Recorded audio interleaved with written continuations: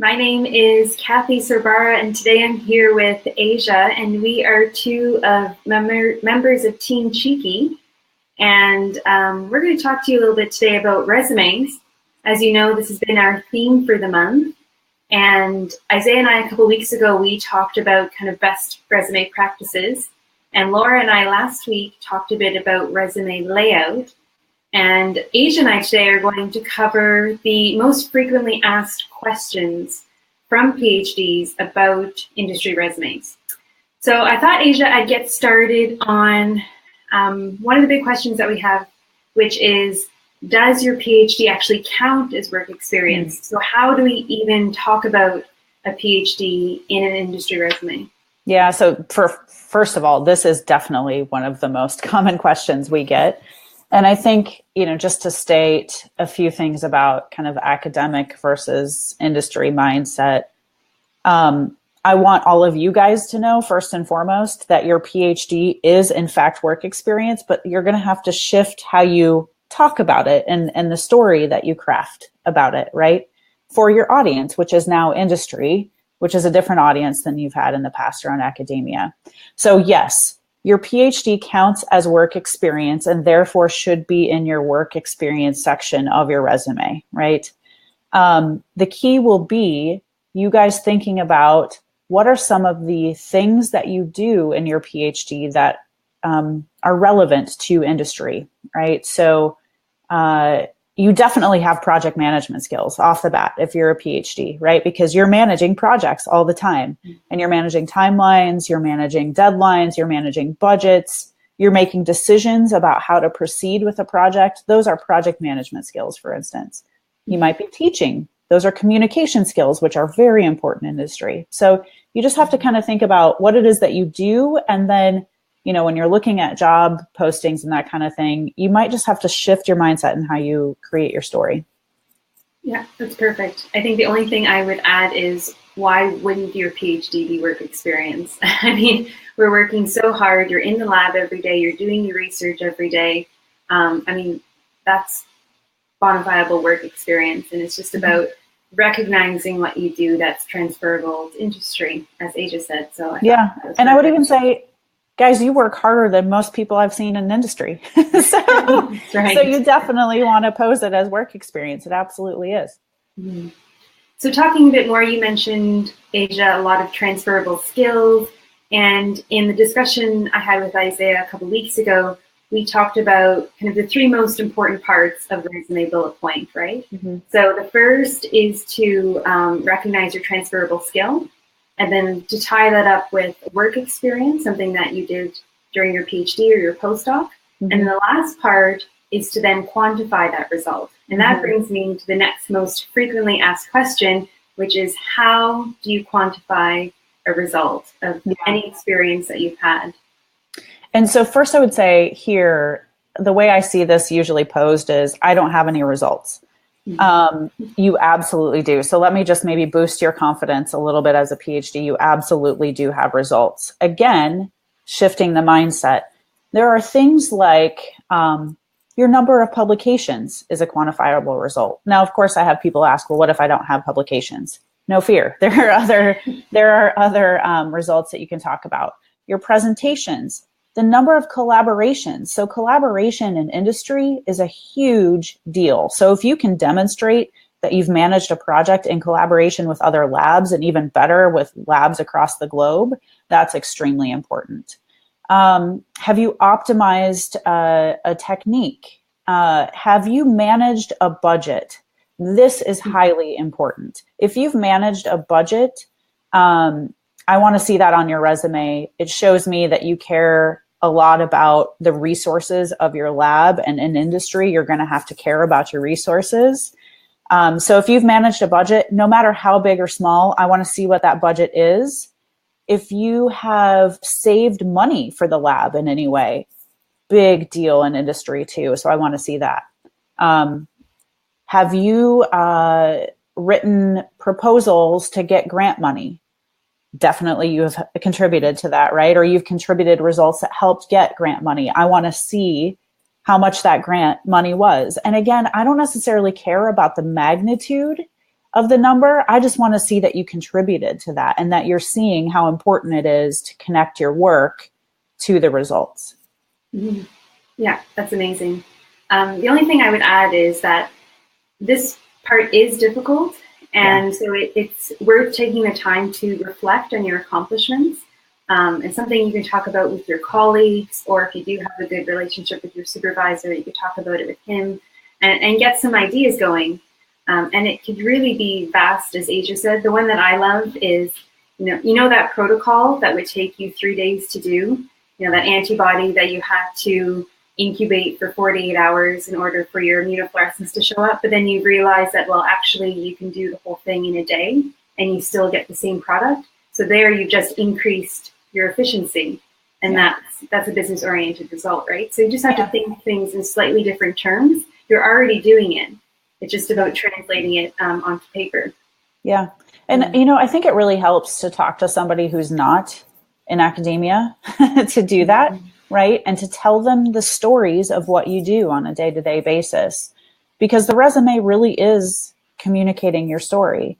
And you're also potentially putting your resume in front of somebody who has absolutely no clue what you do in the lab. But if you show them the result that you got a specific grant, that you cut a process time in half, they can get that, right? And then when you're in front of the people who know a little bit more about what you do, they can ask more in-depth questions. But really the resume is to kind of get you through that first step. And it's hard to do that if you're not showing results and putting it in a way that makes sense for business and industry. Absolutely. Okay, so now I'm going to bring up the contentious topic, which is, what do we do with these publications? Do we add them to the resume? Should we list them at the bottom? Where do they belong? Yeah. So first of all, please do not make your resume a works cited list. It is typically not relevant, especially for that first step in proceeding with the job. And I am frozen here just a minute, so I will keep talking in the event that Kathy is frozen and not me. I can hear you loud. You can put your publications in there, but I would actually use it as a quantifiable result versus just listing the publications. Now, major caveat to this is that you need to be networking with companies to find out if they need to see those publications. Certain jobs will want to see publications, but you won't necessarily know that unless you're networking. Yeah. So I'm going to refresh my screen. Yeah, and I agree. The only thing I would say, just to reiterate, is that it really depends on the position. So we have some associates who are going for research scientist positions, and they've been asked to create a Google Scholar link of their publications and then add that. Or maybe you're going for a role in medical writing and they want to see examples of your writing. And so if you wrote that publication, then of course you would want to add that. So it's really position specific, and getting that insider knowledge through informational interviews and networking is really what you want to do. So just to end, Asia, I thought we would talk a little bit about how to communicate that you can do something if maybe you don't have that exact qualification that they're asking for in a job description. So say, for example, you're going for a research scientist position and they want you to be able to do a certain protocol. And you know, based on your past experience, that you could definitely do it, but maybe you don't have the direct experience. How would you kind of translate that on a resume? Yeah, so there are a couple of things here. So first, I'll just mention, when you're looking at a job description, here's what I don't want you to do. I don't want you to not apply for something if you don't have 100% of the requirements. Why? Honestly, job postings are often a ideal wish list for a candidate. And, after having worked in industry for 10 years and I've done a bunch of interviewing, if I actually had a candidate that had 100% of those requirements, I was actually very leery to interview them because I thought, well, is this really a stretch role for them? Are they going to be happy doing this when they've already done this, all of this before?